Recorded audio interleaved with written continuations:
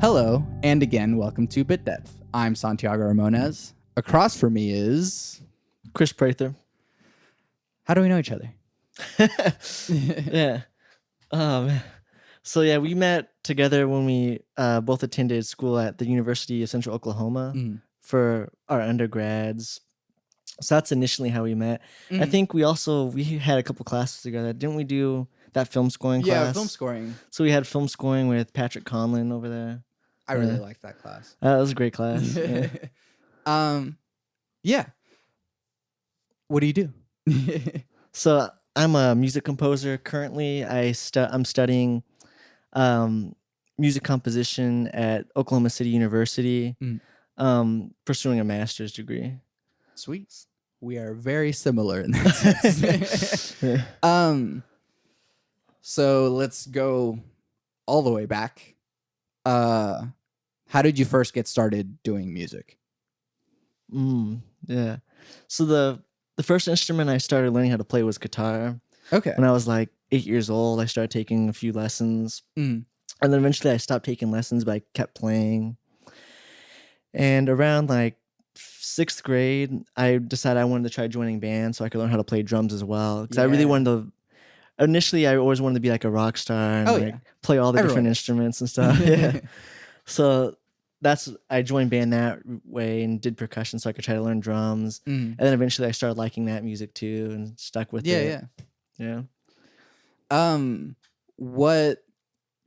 What made you want to be a rock star? Like, what were you listening to that you were like, this is what I want to be? That's good. I think like some music I was listening to is Dream Theater a lot. I like them a lot. I like a lot of I guess hard rock, classic rock stuff too. System of a Down is another like band I love a lot. Just because I love their like it's super aggressive, heavy in your face, and then they have moments where it's also like light acoustic guitar, but it's like super drastic changes back and forth. So and I like that. Still really political and like having a message. I think that's another thing. Like wanting to do that is like having the freedom to do what you want when you want and state your mind, and you're not being controlled or working on someone else's ideals, I guess. Yeah. As a contrast, what are you listening to now? What inspires you now? So actually, I still listen to System of a Down. I still listen to all that stuff. That Mesmerize album, Hypnotize, that stuff. But I guess like classical music-wise, the stuff I like to listen to is I like a lot of Stravinsky, Rite of Spring. I like Beethoven a lot for orchestral works. What else? I also like a lot of film score music. Yeah. Specifically because I think the orchestration is really interesting and they combine a lot of like electronic and orchestral instruments together. I think it creates a lot of interesting stuff. Yeah. So like I like a lot of like John Powell, Harry Gregson Williams, or some like newer ones I like a lot. Freaking Michael Giacchino just stealing all the jobs. So at what point were you like, I guess like getting out of high school and you decide music is what I have to do? Yeah, that's interesting. So it was tough because, well, when I was in high school, I did write music a little bit, but I didn't write it for, I guess, classical music instruments. Sure. I would write like stuff for guitar, drums, like rock stuff. And I was in a band in high school, so we were mainly a cover band, but I still wrote my own music on the side. And then, so eventually, I started thinking, well, I think it would be really cool if I just started doing like film composition, because I always thought that was interesting. I like how like when you're a film composer, you're writing for emotion and a story on screen. I think that allows you to create stuff for a very specific scenario, like tone poems and stuff like that. Same thing with film composition.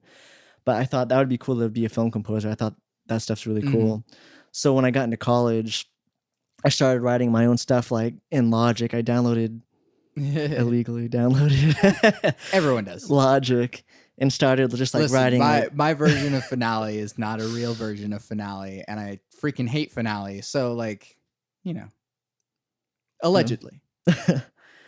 So when I was in yeah, the beginning of college, I started like writing little like film cues, I guess, on Logic using like the samples Yeah, yeah. libraries that came with it. Allegedly cracked copy of Logic. And then eventually I decided I want to be a composer full time Mhm.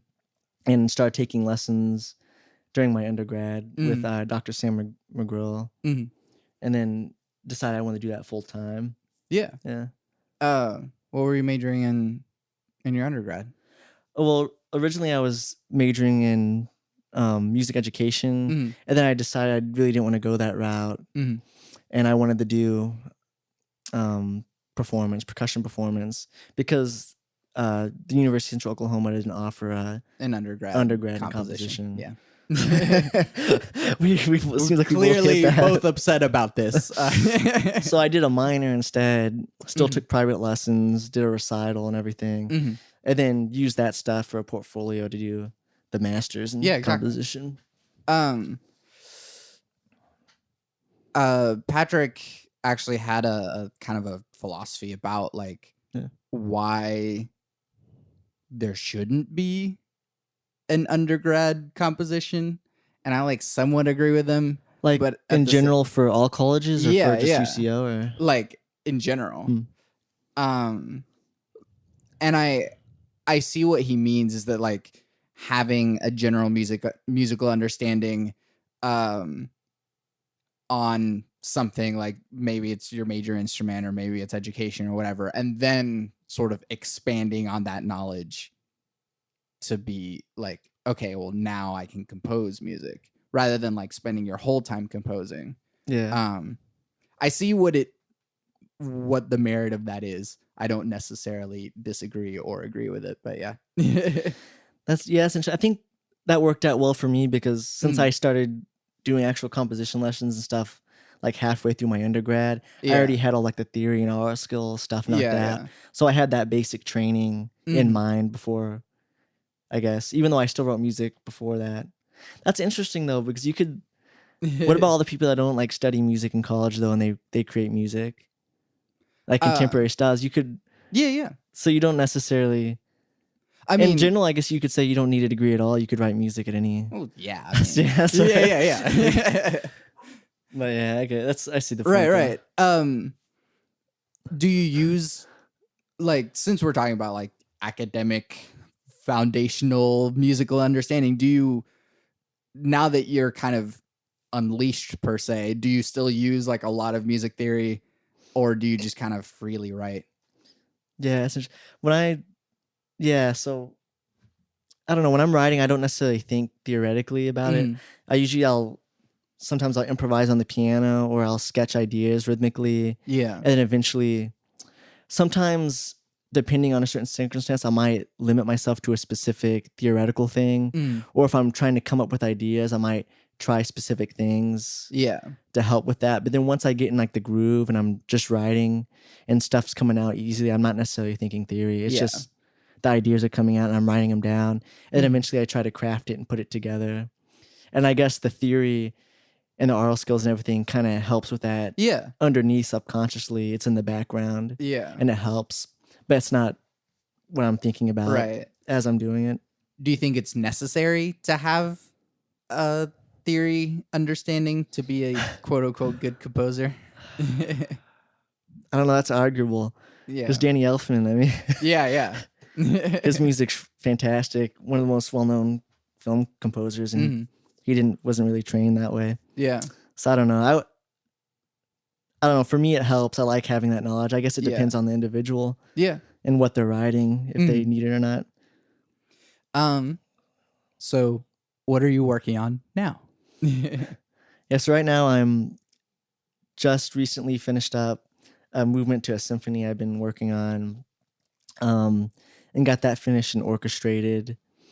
Current piece that I'm still in the process of writing is this trio for the Sugarfish Trio. Yeah. A group of faculty members have a trio at UCO. So I'm writing a piece for them. That's currently what I'm working on. Yeah.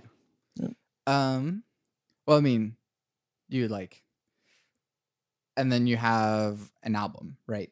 Or sort of. Oh yeah. So I'm having this has been like in the process of happening for a while. But the album, I have an album titled "Music for Memories" that's going to be released Mhm. in April. Okay. When in April? I So mean, you're gonna plug it again at the end, but we're plugging it now. yeah, so it's going to Also, be April 13th. It's going to be the release date for like digital downloads and Mhm. streaming, and then also pre-order for physical copies of CDs, Cool. which will be coming a little bit later. Yeah. Yeah. Um, where can people find all those things? Yeah, so this can be found if you go to like Facebook, go to my music page, you can see Mhm. information about that stuff. But you can actually go to cdbaby.com, and Cool. that's how you'll order physical copies. All right. Or go to Spotify and Apple once it's out and just listen to it Yeah. that way. Apple Music. Keep an eye out for that. Yeah. More heavy philosophical questions. What makes music important? Yeah, I think what makes music really important is that it gives people a way to express themselves Mhm. and like release their emotions in a positive way, and as opposed to a negative way. At least that's how it's yeah, at least that's how it's been for me personally, Mhm. getting to create music. And when you're playing music or creating, it's like the individual doesn't necessarily matter. Everyone's enjoying the experience together and Yeah. creating something that's bigger than themselves. Mhm. So I think music's really special for that. Mhm. Connect how people can connect to that. Yeah. Um, is that does that merit music being taught all the way down to elementary school? Like, do you think it should be Yeah, yeah, taught to elementary school for yeah. that reason? Yeah, I think so. um, and then is there bad music? Like genres and styles. Well, just I guess is there such a thing as bad music?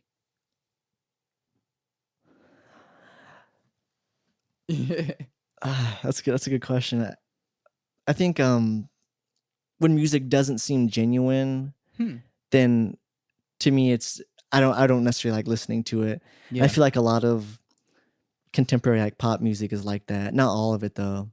But when music just doesn't feel genuine, it feels like it's all about just making the money, Yeah. Yeah. and then I feel like it's hard to connect to and can't relate to it in Yeah. that Yeah. way. But when music feels like it's genuine and it's coming from the artist and it's their style and their sound, then I feel Yeah. like there's not really any bad music. Mhm. Um, what do you want people to get from your music? If that makes sense. Like, Yeah. do you want people to be happy? Do you want people to have this message? What do you want them to understand from your music? So I think I want people to be able to maybe connect with my music, and I want to have like a positive um effect on like their emotions, and Mm. maybe I want it to be something that they can listen to, and maybe it uplifts them or Mhm. improves their day in that way. And I also want I like writing music about social issues, Mhm. so I want also to bring those to light and have people think about that stuff as Yeah, yeah. well. Um, is the well, is the live sort of like contemporary classical concert, do you think that that's a good way of presenting your music, or does there need to be other ways of listening? Yeah, that's a good question. It's really really tough because of course not a lot of people go to concerts Mhm. to go see orchestras play. So that's a really tough avenue for composers now Mhm. to get their music played in just that typical settings. And it's like people are coming to recitals or concerts maybe at the university level, and Mhm. it's like musicians like playing for each other for other it's hard to Yeah. get to come out. I think sorry, what was the question? uh Other ways of listening to music, or is this way Oh, I think good or not as good? I think I definitely with my music want to still have it presented in live performance settings because it's a totally different experience hearing it live than recorded audio. But I also want to present my music professionally recorded in like CDs in that way, because I think I really like the control that you have as a listener when you can adjust the volume or like the mix with the bass and treble and stuff on your own CD player in your car, and then which is also a different experience from live performance. So I think I want my music to be accessible that way, because you could also reach a wider audience that way, but also continuing live performance. Do you expand sort of beyond the like simply musical realm? Do you go into like visuals, or do you want other sort of mediums to be expressed through what you make?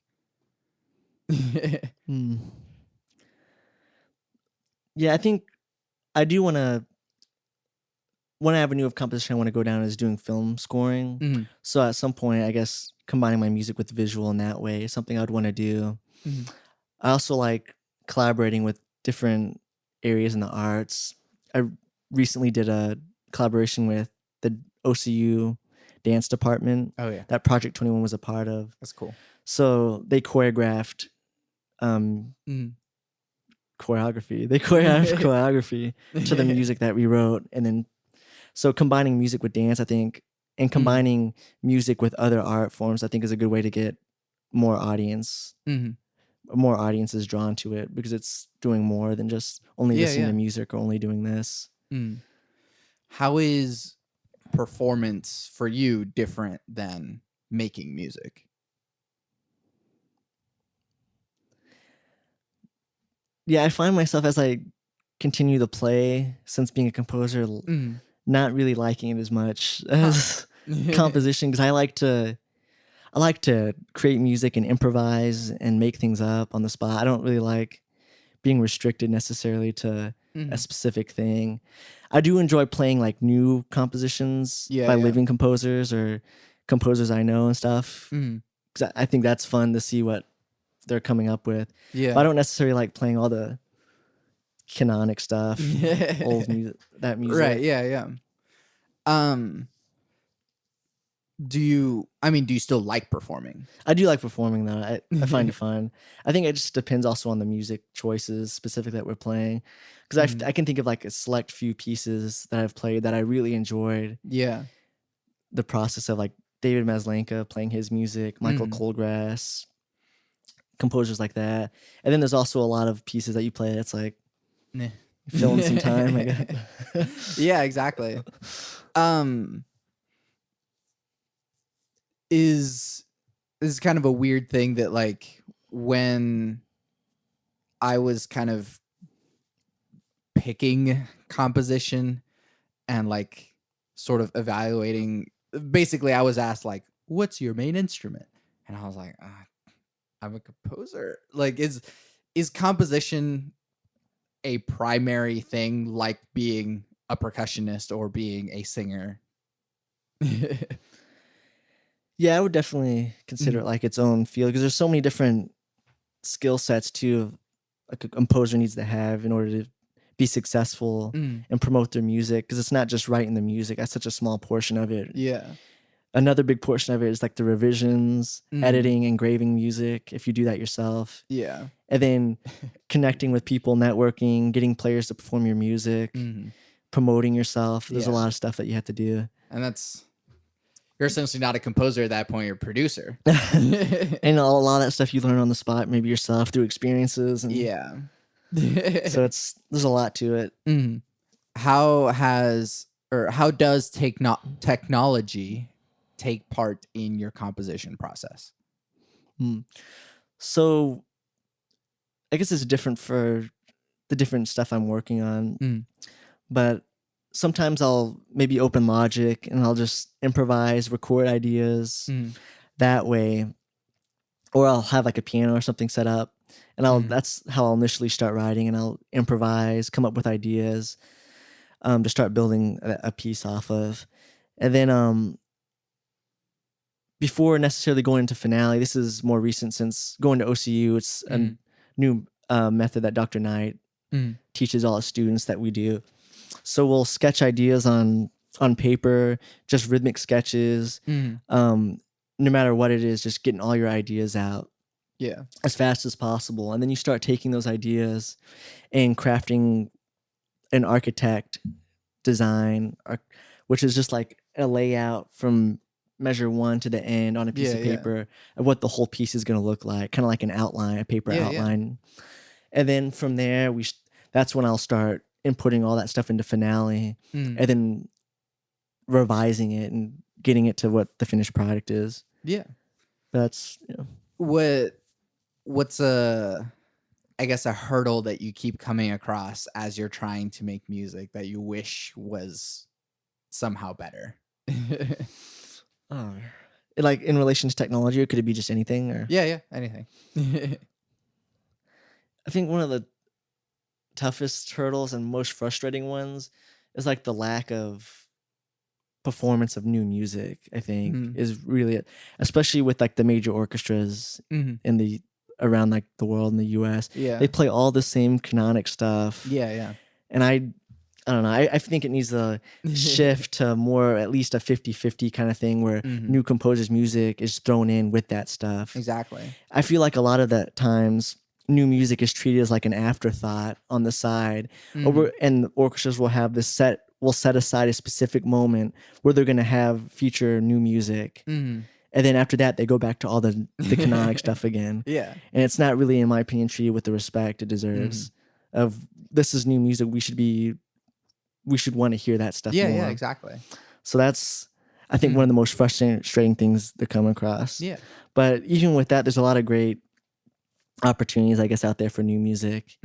I guess because fighting that side.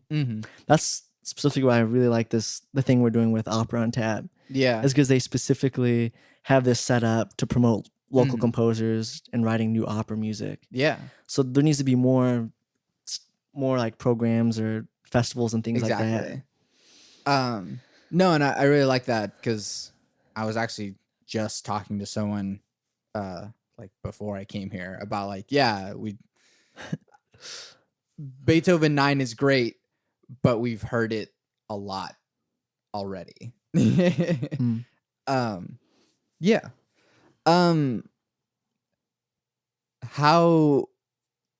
do you make a living making music?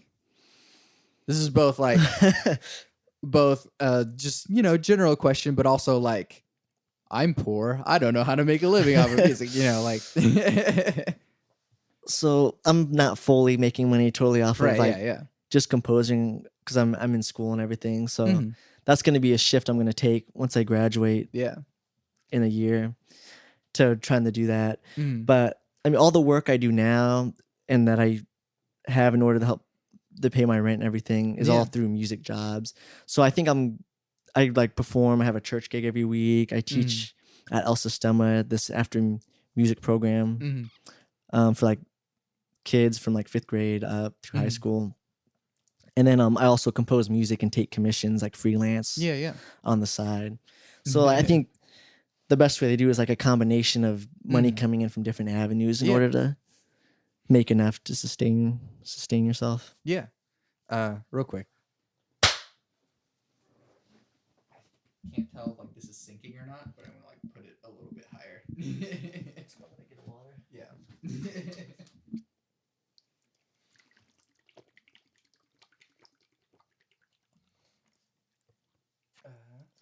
Okay. And I'm also like catching my trains of thought. Okay.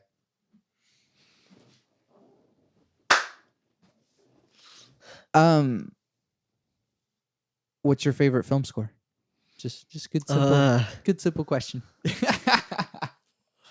That's really tough because let me pick a handful because I can't. Yeah, go for it. So one I really like a lot is Man on Fire. I don't know if I've seen it. Well, I have seen it. Denzel Washington. I have seen it. I just don't remember the score. That was Harry Gregson Williams did that, but okay. It was I love the ending of the movie because there's like all these different hit points that he has to hit and make emotionally Yeah. successful on the screen.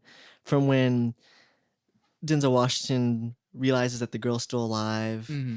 the mom gets to have her moment with the daughter, and then she realizes that he gave up himself in order to save her. Mm. So like the music for that ending is just Spoilers for amazing. like a I know, 10-year-old I movie. totally. Yeah, 10 But year yeah. the 10-year mark. After the 10-year mark, it has to be okay for me to. But yeah, so that there's the music just for the ending. That's so amazing because there's so many different things happening Mm. because of those different hit points he had to line up. But that's one of my favorite. I also like the whole like the Bourne trilogy, Jason Bourne trilogy with Matt Damon. That was John Powell did that. Okay. But that stuff is just so interesting because it's like, and it's not like super complex or anything. Yeah. 'Cause it's like string orchestra and then a lot of electronics, but rhythmically, it's so interesting. Mm. The music's great. Yeah. So it's like two, I guess, my favorites. Do you play video games? Yeah, I do. Do you have favorite game scores or soundtracks? Yeah, actually, I do. I do have some. Yeah, so I'm trying to think. One of the earliest games I guess I remember playing that I really liked the soundtrack to was Legend of the Dragoon. Okay, Have you played that? I haven't, but I know like all those Japanese soundtracks are top notch. Yeah, that one was like 2000, I think it came out. It was PlayStation 1 game at the end of that console before the next one came out. But yeah, the music for that's really amazing just because it combines a lot of like different elements, sort of like hip hop with like the drum beats and stuff, but also like that Japanese RPG sound, of course, that's in there. I also like this one's actually older than the one I just said. This was for Nintendo 64, Turok: Seeds of Evil. Okay, wow. Have you again I don't know it, but like I haven't played it, but I know it. No, the music for that was amazing. And yeah, that music's awesome. It's pretty much like orchestra, but it's samples. I'm trying to think of the right. I mean that like that Darren old Mitchell like MIDI like 64 sound is, but like to get a cool sound out of it is already. What is your, I guess, like ideal goal? Where do you want to be in your career at, your peak, whatever that means? Yeah, that's a tough question. I'm not really sure exactly because I like writing a lot of wide variety of different styles of music, so I don't necessarily want to be stuck with only one avenue, like only being a film composer, only video game, or only an opera composer, or only instrumental music. I want to write just whatever feels right, I guess, in the moment. I want to write a wide variety. I guess overall my goal as a composer, I want to write music that has a positive impact on people, that they can connect to and have a good experience with. Yeah. Last one on this thing. What advice do you have for other composers that are starting out? I guess advice would be to listen to as a wide variety of music and listen to a lot of new music all the time. Yeah. Don't just listen to the same stuff all the time. Listen to a lot of classical, listen to contemporary popular music, listen to a lot of different things, because that stuff's going to influence you as you're writing. And then also write like every day, spend time on your craft, writing something, doing something that's going to contribute to you as a music composer. I think. Yeah. So, I mean, we all know that there's a very vocal political divide.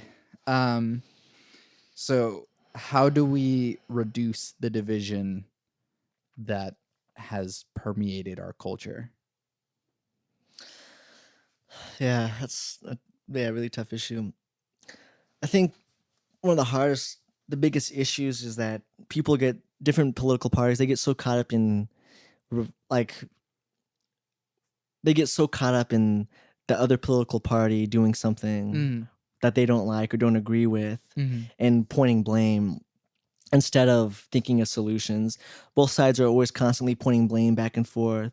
Oh, it was Bush who did it this time. Oh, now it was Obama. It was his fault. And they're always going back towards whatever political party they're against, blaming them for whatever the issues are, instead of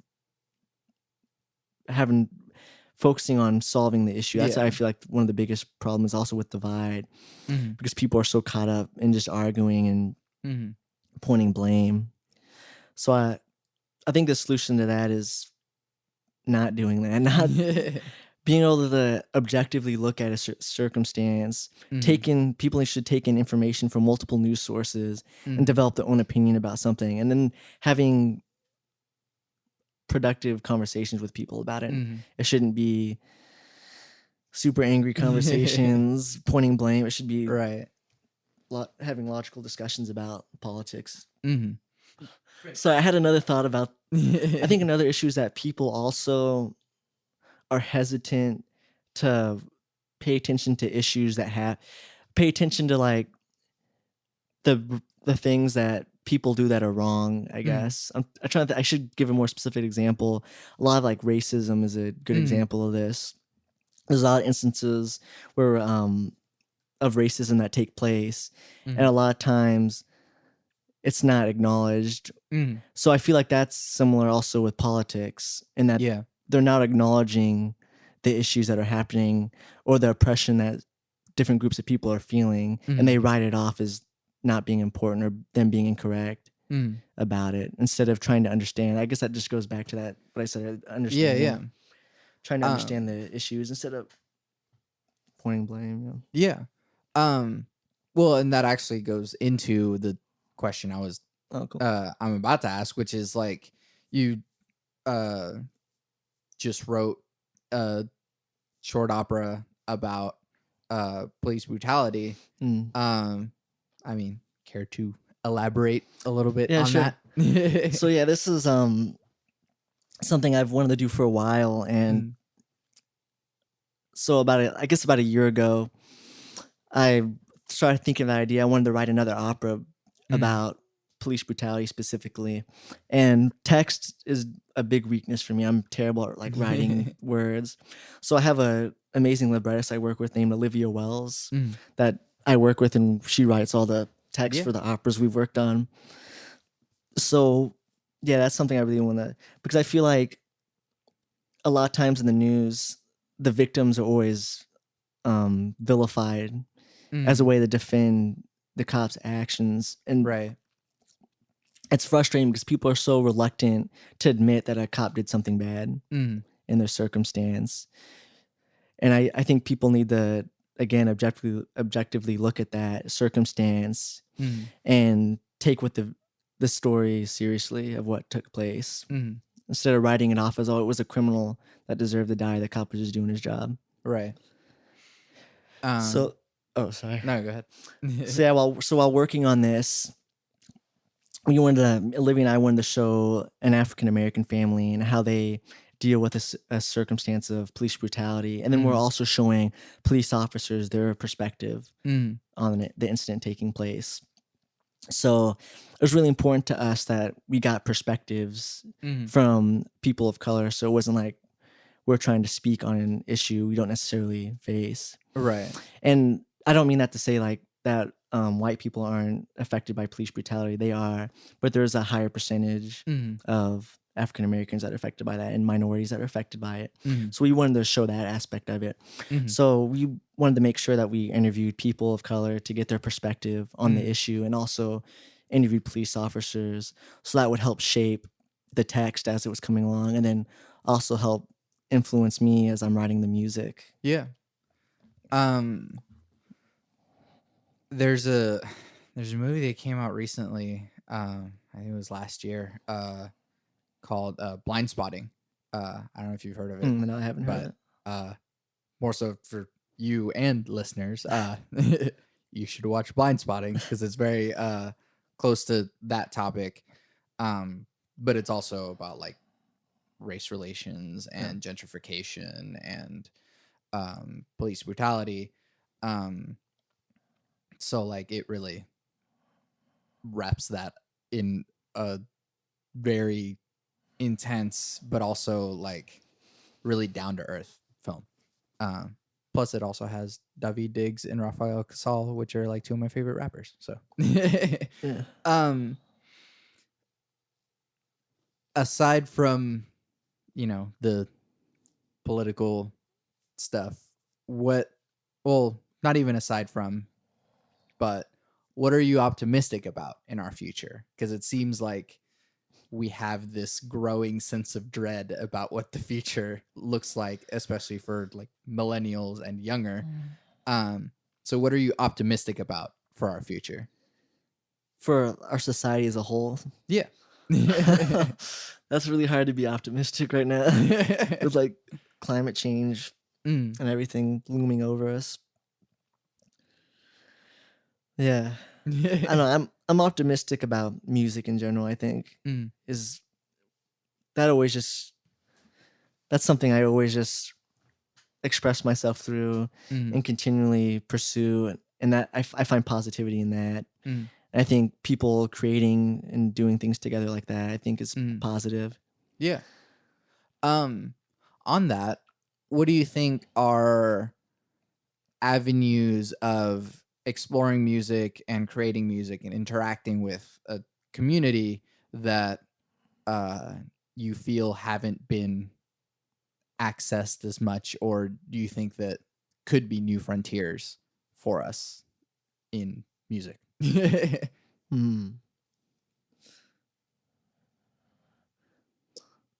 there's a lot of different, I guess, avenues to go down. I think one specific thing, like with what we've talked about before, Opera on Tap, because Opera on Tap's the one premiering the opera I mentioned earlier. So, and also your opera and Hannah Heldwig's. But I think, at least in terms of presenting classical music in a live performance setting, having more new music, contemporary music, or having more like groups that are doing those presenting. I'm sorry, I'm trying to think of the word groups that are presenting music in a new way, because they present music in a bar, singing arias from famous operas, or they do this 10-minute festival where they present new composers. So I think having avenues like that tries to engage a wider audience that aren't necessarily going to go to the opera house to see opera on a daily basis. So I think finding avenues like that that present music to an audience that doesn't always that doesn't actively seek it out in that way, I guess, is interesting. A great way is that also commercially with film scoring is keeping new orchestra music alive, because like we mentioned earlier, with orchestras playing canonic works all the time and that's it. Mentioning that earlier, it's really hard to get new classical music out in that way and get audiences to receive it. But having film scores in a movie where millions of people go and watch, they're getting exposed to that kind of music, like classical music in a sense, in a new way. So I think, of course, that's not necessarily new, but like avenues like that to reach a wider audience. How do we make music more accessible to consumers so that they actually buy it? How do we get people to buy music? Yeah, that's tough. Yeah, so I think that, that's always going to be challenging, especially with selling classical music, because not a lot of people listen to it. So selling it in general is going to be tough. I think selling music through, or I guess making money with your music through other avenues like streaming through like Apple Music and Spotify, I guess are ways. At least what little money you get from the streams. Yeah. And then also selling actual printed music. I think honestly, like commissions and stuff too are like some of the best way, at least for classical music, to try to make money. Classical composers and this. What makes you happy? What makes my dog Louie makes me very, very happy. You can like list all of the things. All the things, or however far you want to list. I don't know.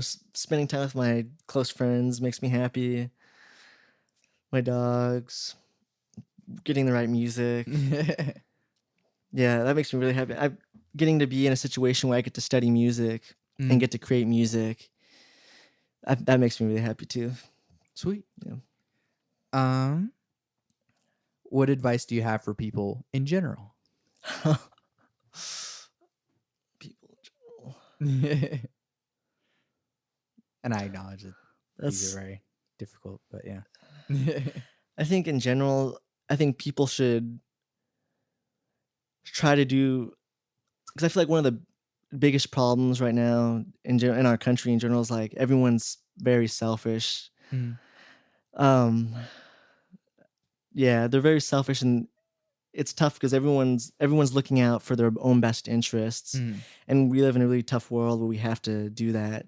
But I think advice would be for people to try to do things for other people without expecting anything in return. I think simple, small things, just making small talk with someone you don't know, holding the door for someone, doing small things to try to give a little positivity to other people, I think is something in general everyone should do more often. Yeah.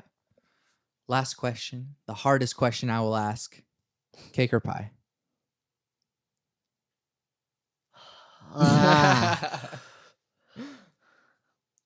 No, why would you ask that? That's why I put it at the end, you know. Cake. Okay. Fine, cake. That's a tough question to answer. May I ask why cake?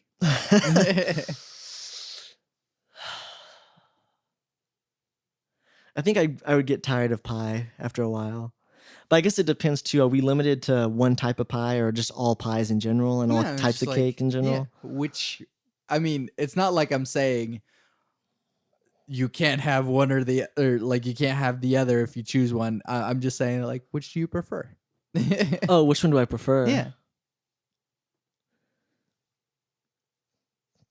I don't know. That depends on my mood and what I feel like having, I guess.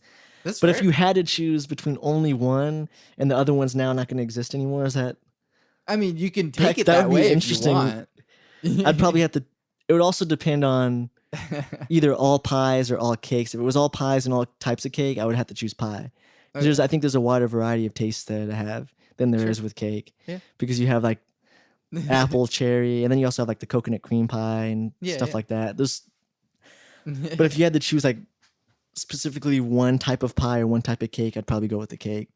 What kind of cake? Yellow cake with chocolate frosting, I think. Okay. You got that cake nailed down.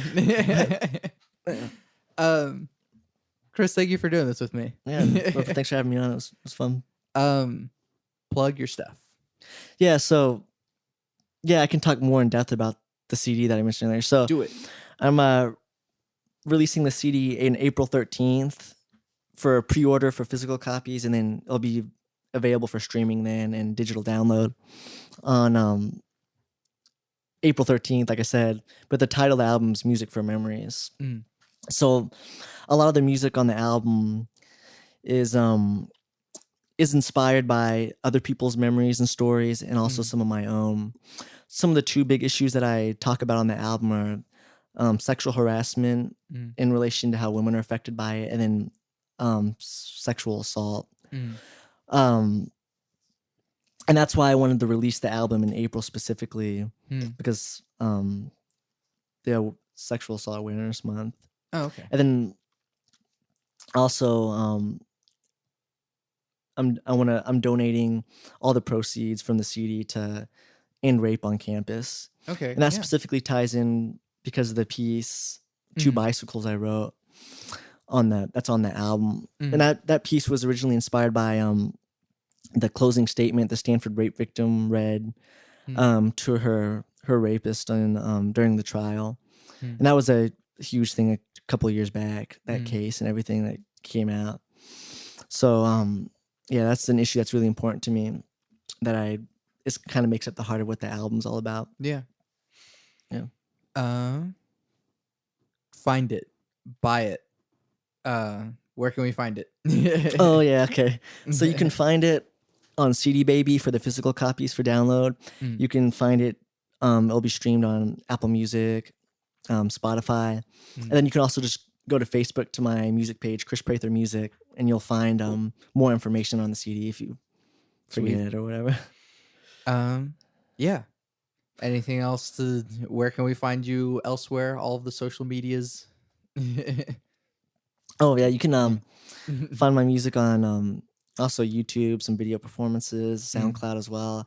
Just Googling Chris Prather music and stuff, it'll probably come up. And then Facebook, Instagram, cool, on all that stuff. Yeah. Once again, thank you for doing this with me. I'm Santiago Ramones. Oh, yeah, this is Chris Prather. You can find everything that I do on my website, santiagoramones.com. Do you have any concerts coming up? Because I'm about to plug a bunch of stuff. Yeah, actually, there's some.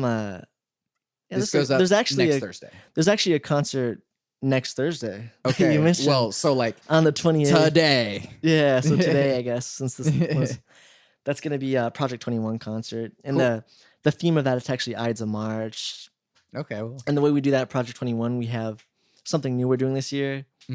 Also, if you don't know, I should explain what Project 21 is, because that's just a group of music composers at OCU, and we meet once a week and we plan out our concerts. We have a season of concerts every semester. We plan those out together, and something we're doing this year is having a theme, along with our themes to every concert, is having a different person from Project 21 represent, I guess, the concert and like talk during it and that's everything. Cool. So that's actually mine that I'm talking All right, yeah.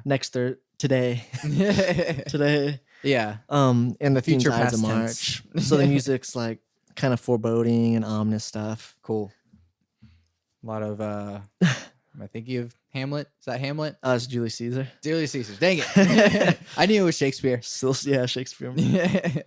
But yeah, go to that.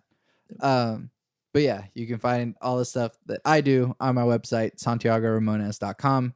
I make music. You can download my demo, Songs with Words, on Bandcamp, or you can pay for it. You can find me playing experimental electronic music with Power Cycle on April 10th. That's a Wednesday at the Jazz Lab at 7:30. It is a free concert. There will be pizza, and there will be lots of other people playing with us. So a bunch of weird stuff and a bunch of kind of normal stuff, honestly, too. But experimental electronic music, but most importantly, free pizza. And that's April 10th at the Jazz Lab. And then the next day is at the same place, at the same time. It is my graduate composition concert, performance, whatever you want to call it. I just don't want to call it a recital because that sounds boring. So it's my graduate composition performance, machinations, a bunch of electroacoustic music, electronic music, exploring ideas in future and technology and androids, and some songs inspired by video games as well. So come see the stuff that I've been working on for the past 2 years, because this is like, it's the most important thing that I've put together so far in my life. So do it. That's also free. I forgot to mention, yeah, when I mentioned that concert, that's tonight. I didn't mention location or time. Oh yeah, you should do that. So it's at the Wanda Bass School of Music at 7:30. Cool. In Medium Rehearsal Hall. All right. On the OCU campus. Yes. Go to that as well. That is very urgent. But then later, go to the concerts on April 10th, April 11th, both at the Jazz Lab. I end all my podcasts with my 3 things. They shape my life philosophy. Those 3 things are: love never fails, it's going to be okay, I might be wrong.